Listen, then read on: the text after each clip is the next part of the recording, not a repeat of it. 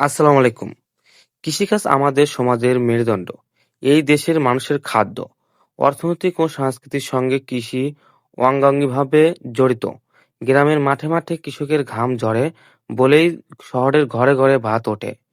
অথচ দুঃখজনক হলেও সত্য, আমাদের সমাজে কৃষকের মর্যাদা এখনো যথাযথভাবে প্রতিষ্ঠিত হয়নি। এক সময় কৃষি কাজকে সম্মানের চোখে দেখা হতো। কৃষক ছিলেন সমাজের চালিকা শক্তি। কিন্তু সময়ের সঙ্গে সঙ্গে আধুনিক পেশার দাপটে কৃষিকাজকে অনেকেই অবহেলার চোখে দেখতে শুরু করেছে।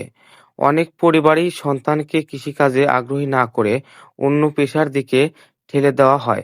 যেন কৃষি মানেই পিছিয়ে পড়া। বাস্তবতা হলো, কৃষি ছাড়া সমাজ অচল।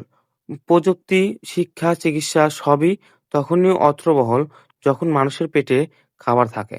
আজ আধুনিক যন্ত্র, উন্নত বীজ ও প্রশিক্ষণের মাধ্যমে কৃষি আরও লাভজনক ও সম্মানজনক পেশা হতে পারে।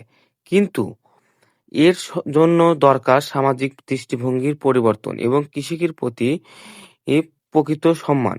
কৃষকে কৃষককে অবহেলা নয়, বরং উৎসাহ দিতে হবে। কৃষিকাজকে শুধু পেশা নয়, জাতির সেবা হিসেবে দেখার মানসিকতা গড়ে তুলতে হবে। তাহলে আমাদের সমাজ হবে অনেক উন্নতশীল ও ভারসাম্যপূর্ণ শক্তিশালী।